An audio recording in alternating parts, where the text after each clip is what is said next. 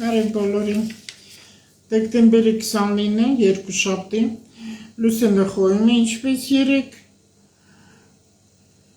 և 10 օրական է Լուսինը։ Ընտանեկան սովորույթների օր է, պապերի սովորույթների հիշողությունները ինչպես են ապրել, ինչով են զբաղվել, լավ ու վատ ֆոտոները, ինչքան կա սև ու սպիտակ ֆոտոները, հանեք ու վեր հիշեք այդ ալբոմները, թող մեծահասակներ ու ընտանը կամ մեծահասակ, պարտադի չի այդքան ես լինում 80-90 տարեկան, ոչինչ, 60-ից հետո պատմեն իրանց երիտասարդությունը, իրանց կյանքը, դա իրենց համար հաճելի է, որտեղ մոռացվում է ամեն ինչ։ Հետո գգա ժամանակ մենք փոշմանենք, ասենք, վայ ոնց պաստորեցինք այդ օրերը, ոնց է պապը ստացած բան պատմում, մենք չգիտենք։ Եվ այդ ամենը պետքա փոխանցվի երեխաներին ու թոռներին։ Լավ է տան շինարարության, շինարարական աշխատանքների համար զբաղվել, տխրությունը կարճատևի և շուտ մոռացվող, ճամփորդությունները հետ կալել այսօր խորհուրդ չի տրվում, դրսել ձյուն եկավ, սկսում է ավելի ակտիվ հանգստի շրջան, էներգիան սկսում է ակտիվ հանգստի շրջան, էներգիան բարձրանում է և տեղին օգտագործելու համար, ինֆորմացիաները կուտակվում են, աճող լուսնի շրջան է, ուժերը հավաքել,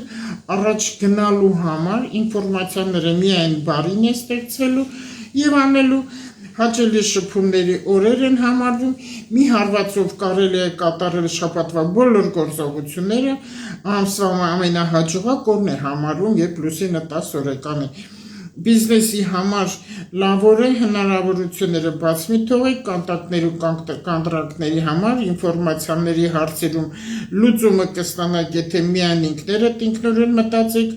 հասարակական նաև կոլեկտիվ աշխատանքների համար լավ օր է և նաև վարք ու վաճառքի համար է լավ օր համարվում։ Հիմա իմ հերթական թռուցիկները։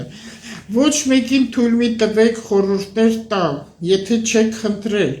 եթե հետևեք նրանց ասածներին առաջին, նրանց կանոններով եք ապրում, չմոռանանք 26 թվականը իրավունքների պաշտպանության ստրկական վիճակից դուրս գալու տարի է համարվում, 3 ասոր նույն բանը գնում է, որը հետագայում շարունակություն է լինելու։ Ձեր եսն է կորելու ինքնուրույն մտածելակերպը։ Ներել է հարկավոր այն մարդկանցումից վիրավորվել եք, չեք ուզում, մի խոսեք դա պարտադիր չի, երբ մի տանիքի տակ չարանում են, չարիքը բուն է դնում, առան անեծքները բաց է անում և գալիս է հիվանդությունները և ոչ դրական հարցեր այդ ընտանիքում։ Թույլ մի տվեք ոչ մի տհաճ ինֆորմացիա բացասական ձեր տուն գա, համբերատար եղեք։